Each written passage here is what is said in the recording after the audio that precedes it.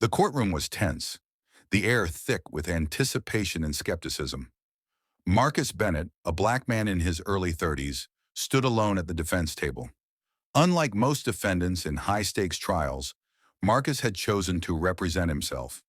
It was a decision met with disbelief, even mockery. Officer Daniel Hayes, the lead investigator and key witness for the prosecution, sat with a smirk fixed on his face, clearly amused by Marcus's audacity.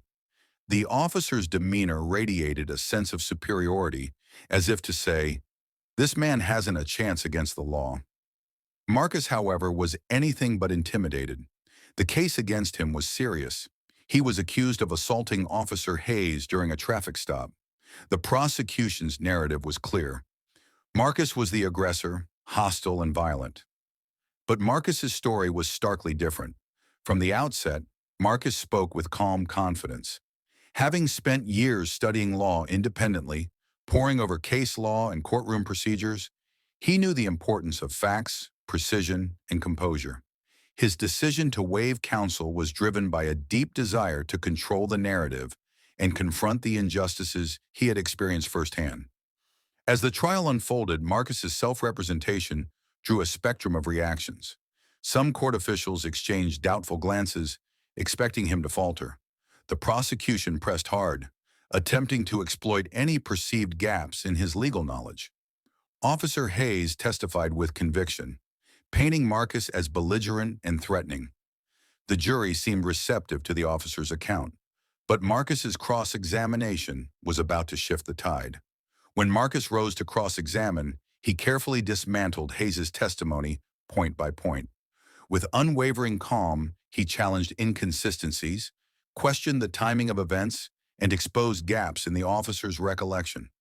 "Officer Hayes," Marcus said steadily, "you testified that I was the aggressor, yet your body camera footage shows me standing still with my hands raised. Can you explain that discrepancy?" The room fell silent. Hayes faltered, unable to provide a convincing answer.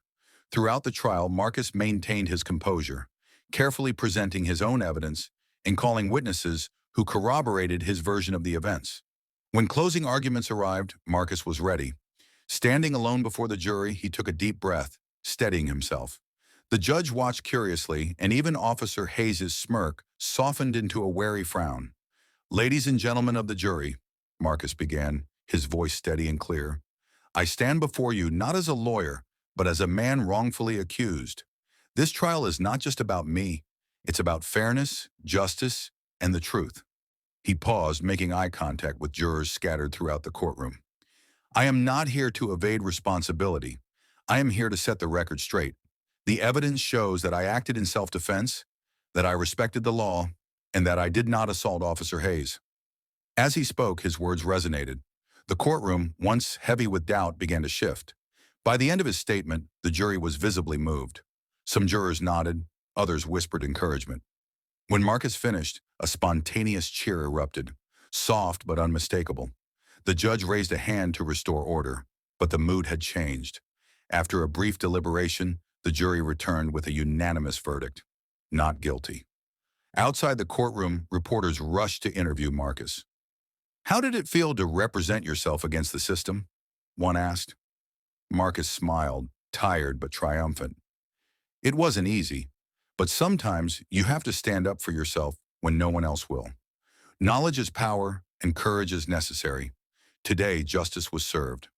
The case quickly became a symbol of resilience and the power of self-advocacy. Marcus Bennett had defied expectations, turning skepticism into respect and showing that truth and determination could overcome prejudice.